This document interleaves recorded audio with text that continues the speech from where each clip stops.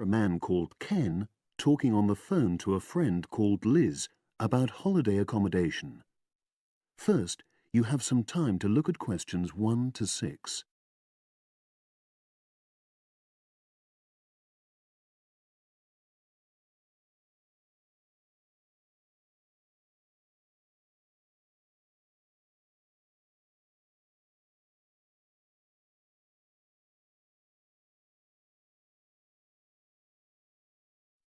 Now we shall begin.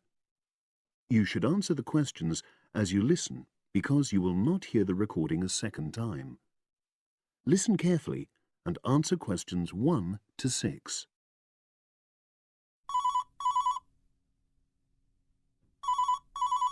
Hello.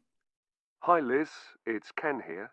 Hi, Ken. Nice to hear from you. Are you... This is just a quick call, but Mary and I have just been talking about our summer holiday. We haven't booked a place yet, and we've left it a bit late.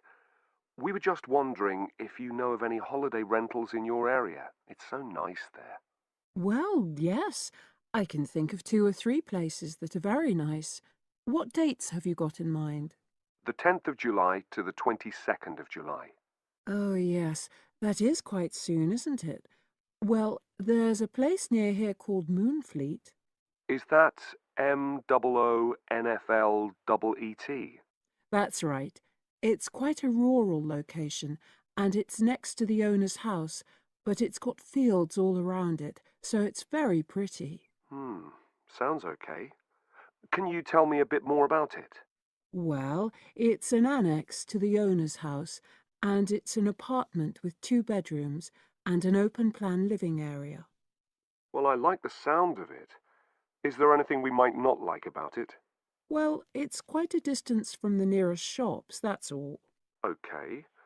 And, well, I'll tell Mary, but I don't think she'd mind that. Do you know how you book it? You have to book on the internet. There's a web address. It's www.summerhouses. One word. Yes, then .com. You'll be able to look at a photograph on that. Okay. And what about the others? Where are they? The second one I'm thinking of is called Kingfisher, and that's even more rural.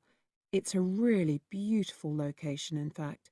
It's by the river, and it's got nice views. It overlooks woodland on the other side. Is that an apartment? No, it's a 3-bedroomed house, and that's got a dining room as well as a separate living room and a kitchen. But I expect it's more expensive. You'll have to check the prices. It's probably a bit bigger than we need, but our nephew might be joining us. We're not sure yet. How do you book Kingfisher? You have to phone the owner directly. Shall I give you the number? I've got it here in my phone book. It's 01752 669 218. Right. Before you hear the rest of the conversation, you have some time to look at questions 7 to 10.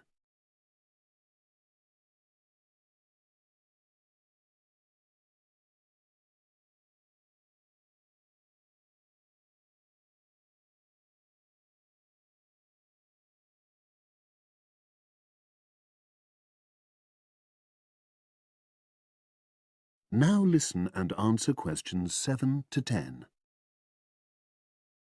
And you mentioned a third place? Yes, there's a house that my sister stayed in last year. It's called Sunnybanks. Nice name. And the location of that one is rather different. It's in the centre of a village, but it's a very small and quaint place. Did your sister like it? Oh, yes. It's by the sea, so her children really loved it. What's the accommodation like?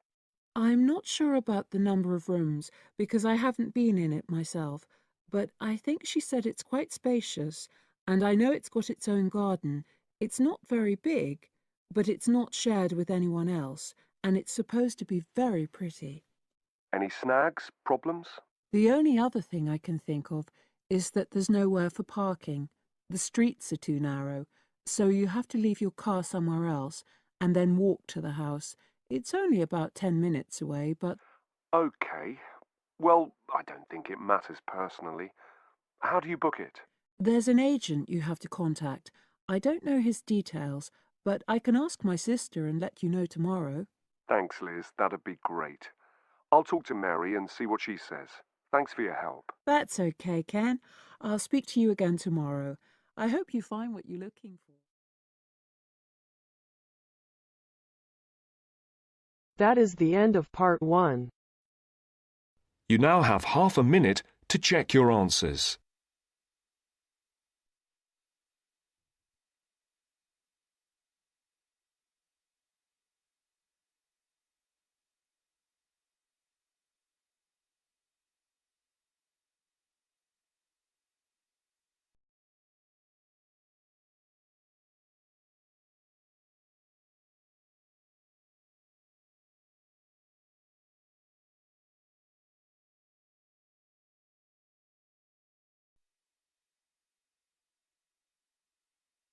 Now turns to part 2.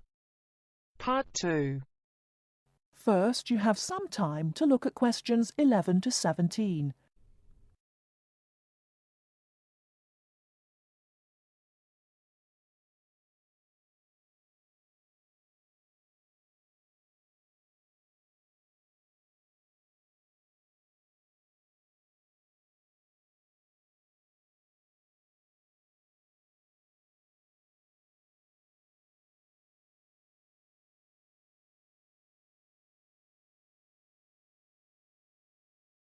Now, listen carefully and answer questions 11 to 17. Hello, and thanks everyone for coming here today. I know it's always a bit stressful going for a job interview, but it's best to be prepared. For any of you who may not know me, my name is Fiona Ogilvie, and my job is to offer guidance and support for students with special needs.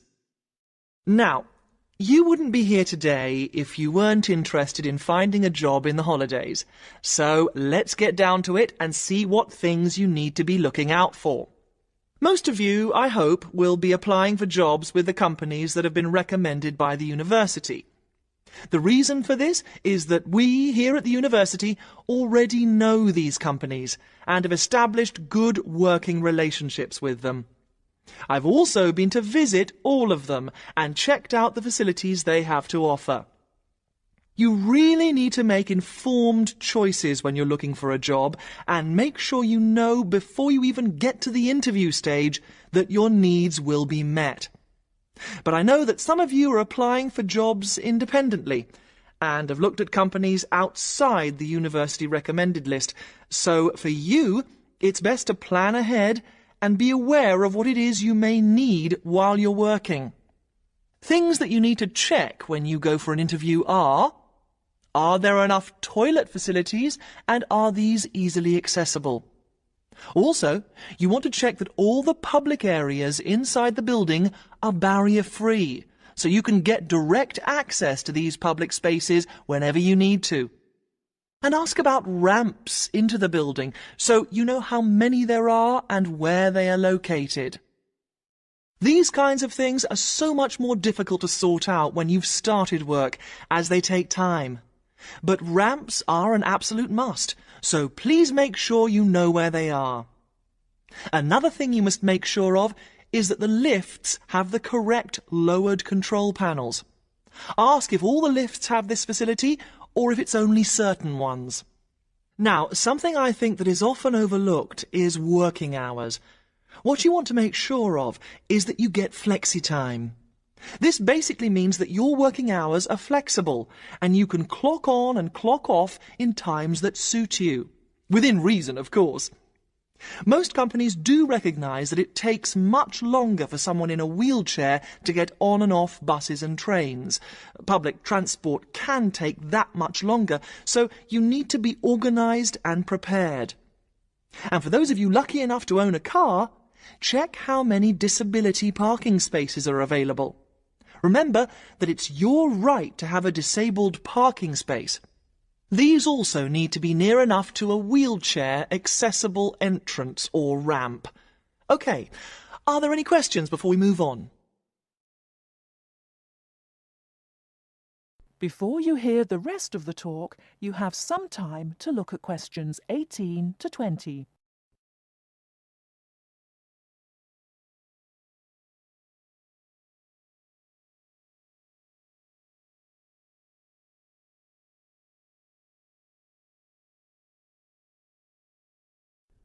Now listen and answer questions 18 to 20. Right, let's move on then.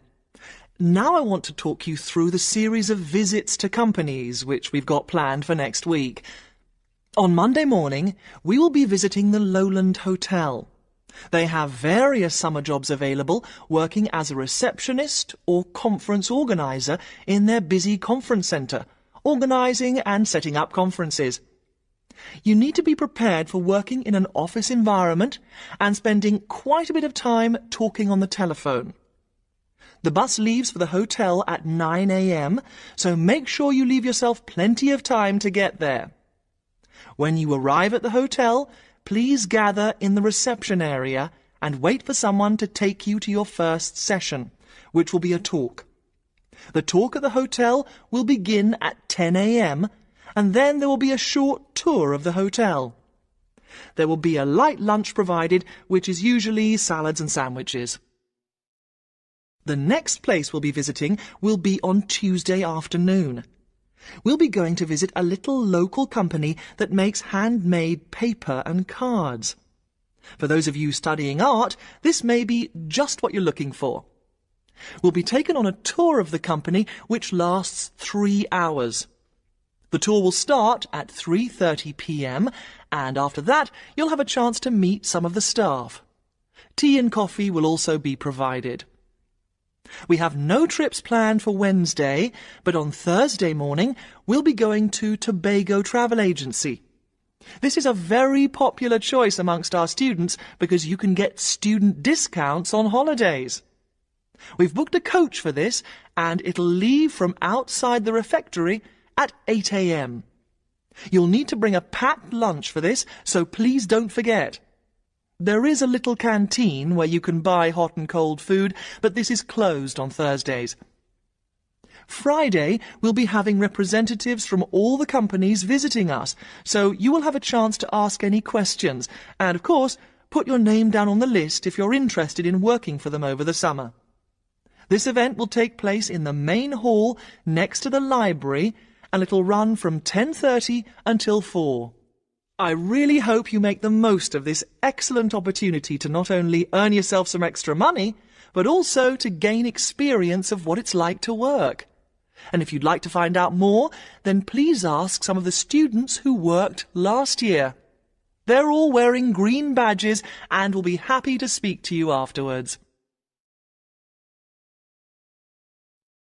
That is the end of part 2. You now have half a minute to check your answers.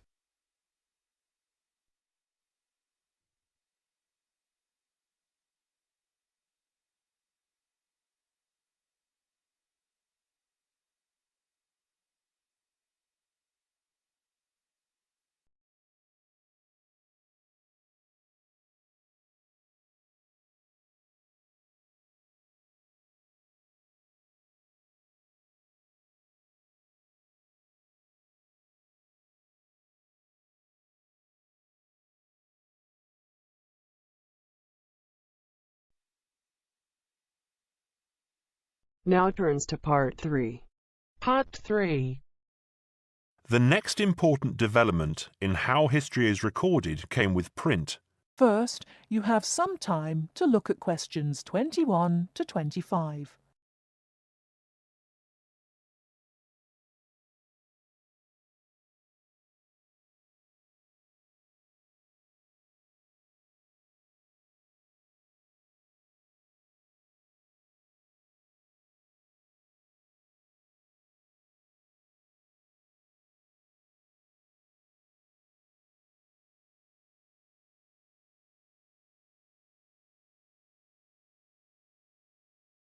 Now listen carefully and answer questions 21 to 25. The next important development in how history is recorded came with print. In the 8th century, the Chinese invented paper and woodblock printing. Remember that up to this time, very few people could read and write, and so only a very small number of people could understand written history. Suddenly, many books appeared, and many more people learnt to read. In the 14th century, the first printing press was invented in Germany. This reduced how long it took to produce books. The new printing technique quickly spread to other parts of the world. More books appeared, and even more people learnt to read. The first printed newspaper appeared in 1605, and the first daily newspaper in 1702. Now, people could read news stories soon after the event happened, and every event was recorded and stored.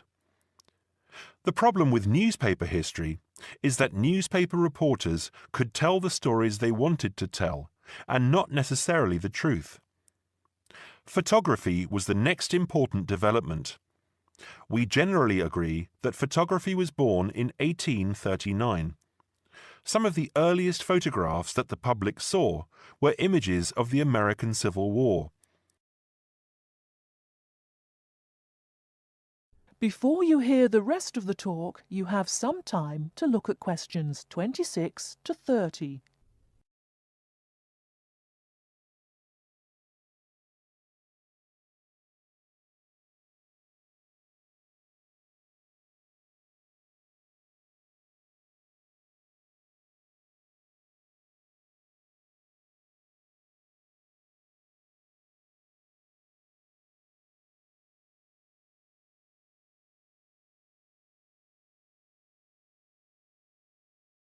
Now listen and answer questions 26 to 30. People were shocked by the photographs of dead soldiers, and for the first time saw the reality of war.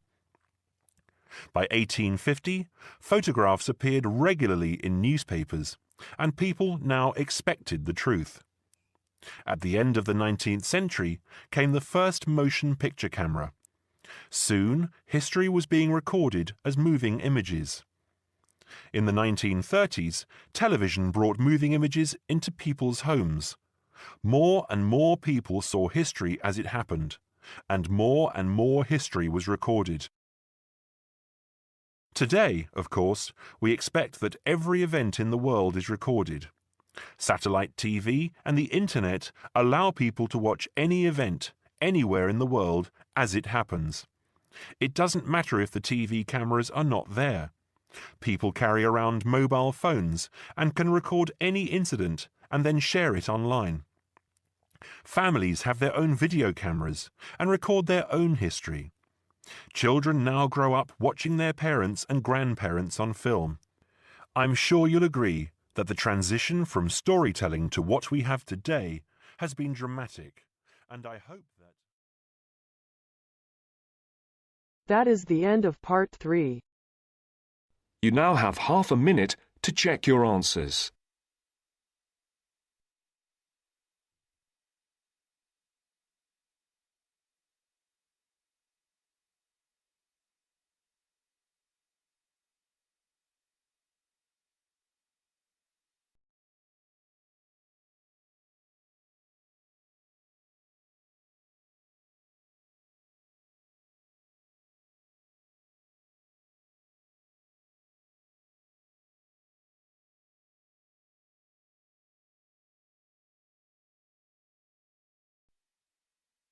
Now turns to part 4. Part 4. Now listen to the second part of the lecture. As you listen, complete the notes below. First, you have some time to look at questions 31 to 40.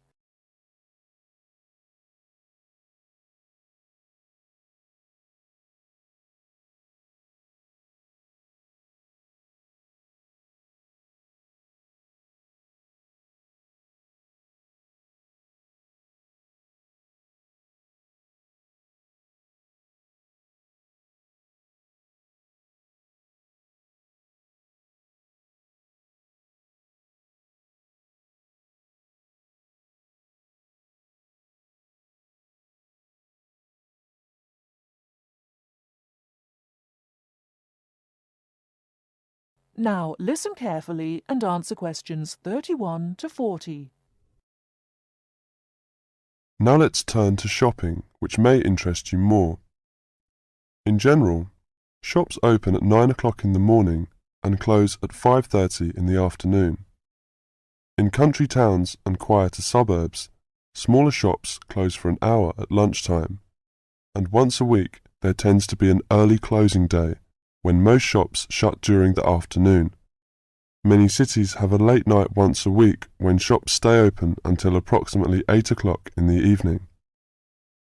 You should ensure that anything you bring into the country, such as travelling irons, heated rollers, hair dryers and electric shavers, can be used on the standard British voltage, which is 240 volts, 58Z. Many hotels will, on request, be able to supply adapters for electric shavers. When you travel, you may want to send postcards home. Stamps can be bought at post offices throughout Britain. They are open from 9 o'clock to 5:30 Monday to Friday, and until 12:30 on Saturday. Stamps can also be bought at postal centre stamp dispensers, at large stores and major tourist attractions. For posting letters, you don't have to go far before finding a red painted letterbox. Alternatively, use the letterboxes at post offices. You may ask how much to tip in hotels and how much it is for a taxi. There are no fixed rules on tariffs about this, and the following is intended only as a guide to customary practice.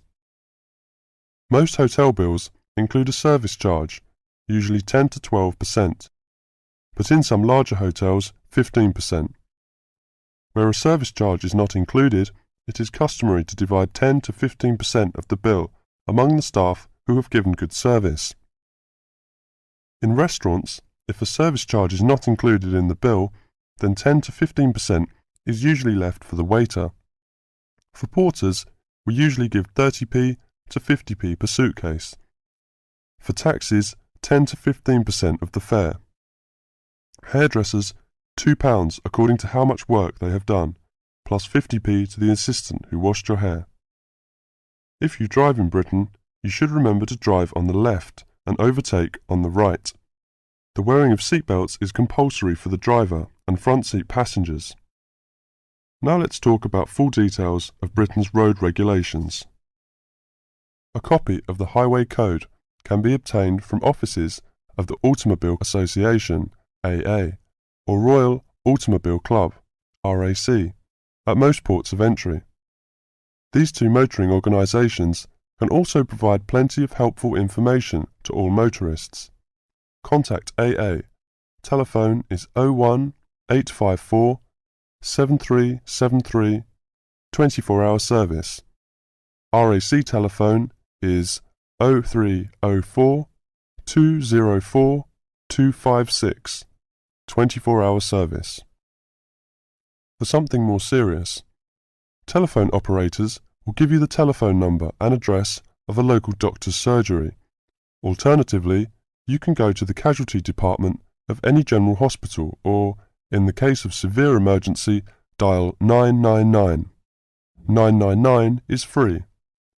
Remember, unless you belong to a European Community country or one with which the UK has reciprocal health arrangements, you will be charged for the full cost of medical treatment in Britain, except in the case of accidents or emergencies requiring outpatients treatment only.